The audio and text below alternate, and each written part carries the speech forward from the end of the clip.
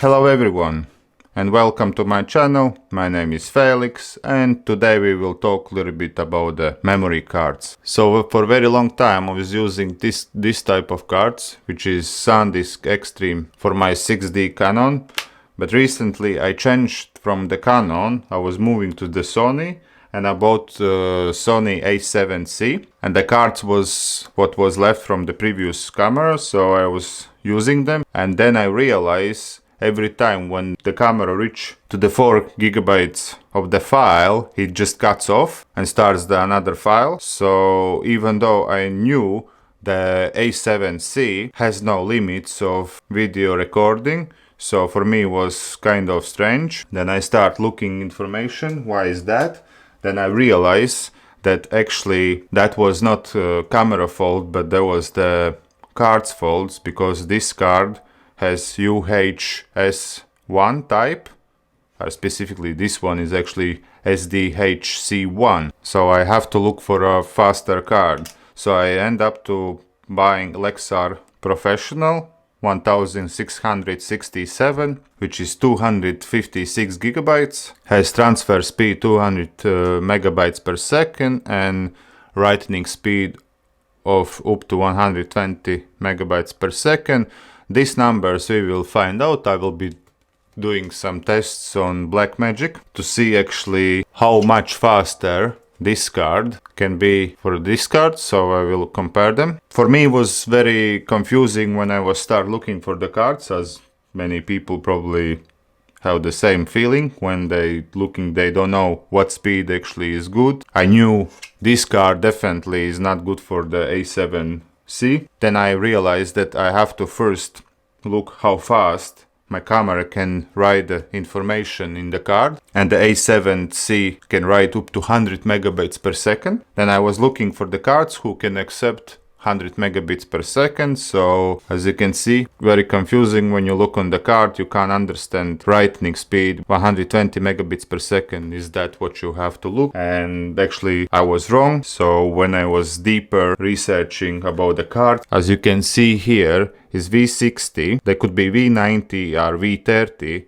This is actually the speed what manufacturer guarantees what the card can write. This is V60, so the manufacturer of Lexar can guarantee that I can write with 60 megabits per second, not 120 megabits per second as you can see there, but with 60 megabits per second in the card from the camera. But I know the camera actually has bytes per second, so that was the other confusing information which I have to figure out. So I find out that 1 megabyte is 8 bits. So if V30 is 30 megabytes per second, that must be 240 bits per second. So which would be enough for A7C, because the camera maximum writing speed is 100 megabits per second. So I decide to go for V60. I don't need in the future, at least for few years, to change the cards. As you can see, this card I can't use anymore due to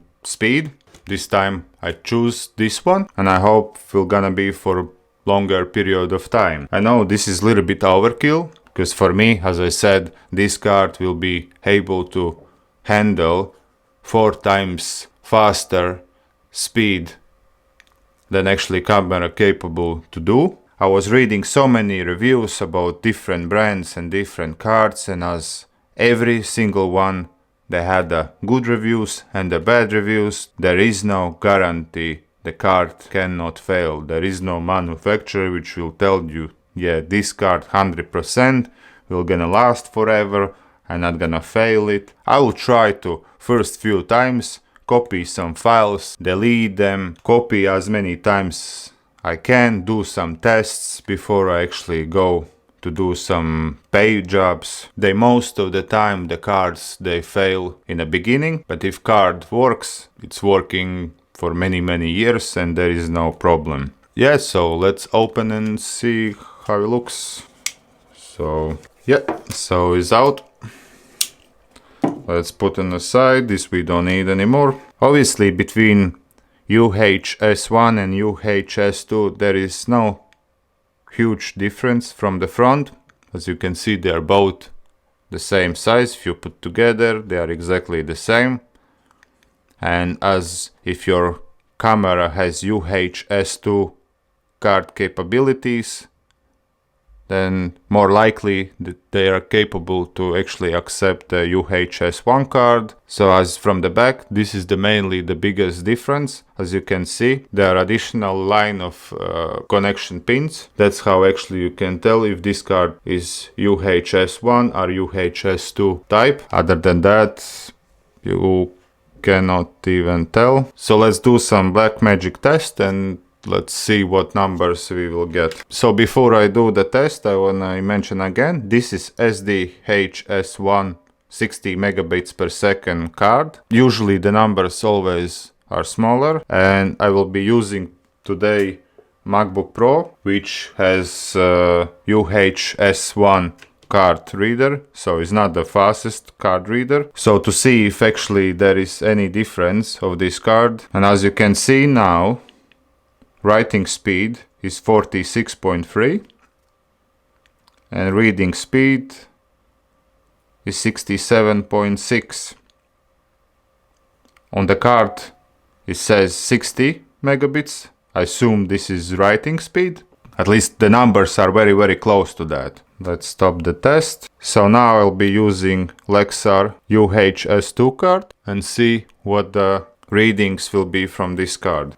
So it shows approximately 72 megabits per second, and writing speed we got 87 megabits per second, roughly. To actually do proper test on this card, I should have a UHS-II card reader, but I already can see the card shows me better readings than the previous card. So if you like my video, press like. Don't forget to subscribe, and see you next time.